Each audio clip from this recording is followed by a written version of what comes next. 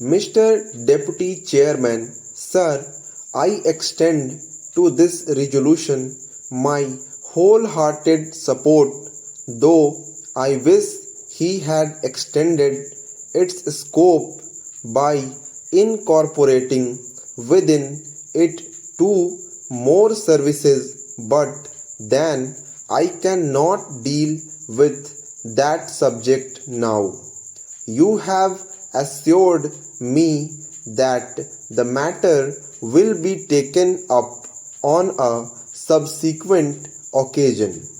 I do not know when that subsequent occasion is likely to occur.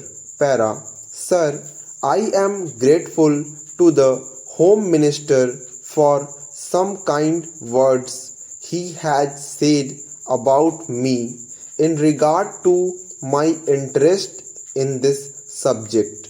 No doubt for long I have been urging the necessity of creating more All India services during the last 5 years or so. Ever since that recommendation on the subject was made by the States Reorganization Commission, and during the last 1 year and a half, near about that time, I have been tabling resolutions on the subject twice or thrice, but they could not come up. Of course, as they say, there are higher forces that govern the destiny of things, and so far as Parliament is concerned, it is the government and the undisputed sway of the chair that govern the density of resolutions. Obviously, it was so ordained that this resolution should come up only now, and that too as a government sponsored resolution. Even as it is, I welcome it most heartily and feel enthusiastic and even jubilant about it.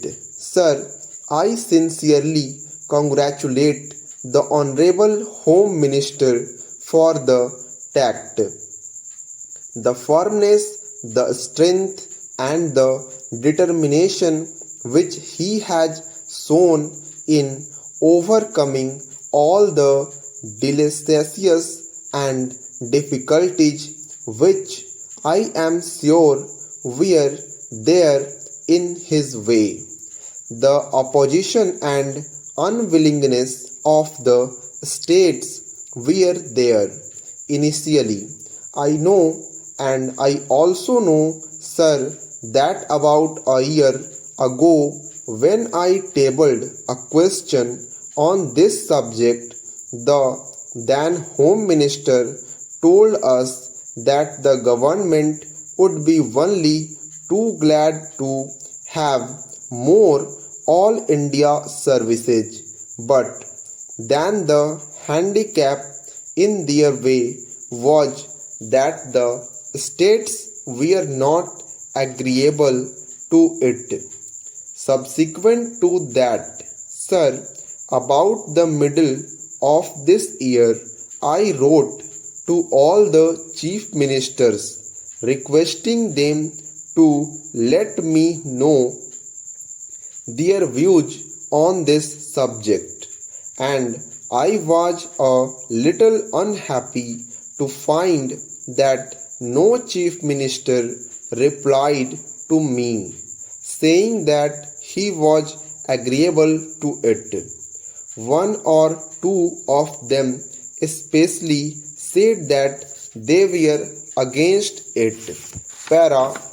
So all these difficulties were there in the way of the Home Minister, but I find that by this meet persuasion he has been able to win over all the chief ministers who in the conference immediately preceding the last one agreed to it in principle, and in the subsequent conference they agreed to it. It appears obviously in toto, and hence we have before us this resolution supported by the Chief Minister of all the states. Sir, for that I want to congratulate most sincerely and heartily the Honorable Home Minister. Para.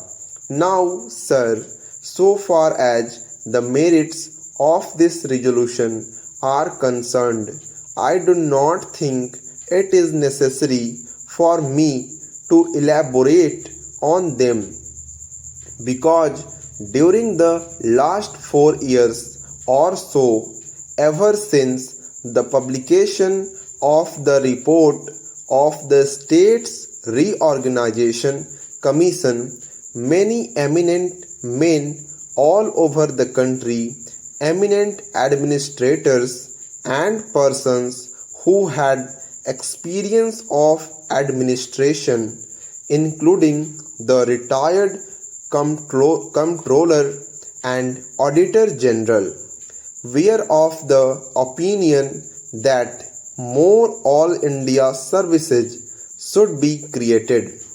Our Honorable the Prime Minister, as also our Vice President, have on more than one occasion expressed themselves definitely in favor of having more all India services. Last year, sir, about the month of October, when addressing the Indian Police Service officers, when they were going out after having had their training for a year, he expressly said that if national integration was to be maintained, it was necessary to have more all India services. That being so, I think there is not much need for us to emphasize the necessity and the utility for having more all India services. Sir, in the interest of efficiency and also in the interest of integrity, it is absolutely necessary that we should have these 3 all India services as also some others. The major problem these days before us is that successful implementation of the development programs has to be carried through. It is not enough that we should give big schemes. It is not enough that we should allocate large sums for the implementation of those schemes, but it is necessary that we should have competent personnel to effectively implement our schemes so that in a short time we may be able to carry forward our country to economic prosperity all round. Para. In the past, during the pre-independence period, we had quite a number of all India services. But then, when we framed our constitution, we dispensed with the others, retaining only 2. It appears to me that necessity has now arisen for reorganization of the all India services and to have more all India services.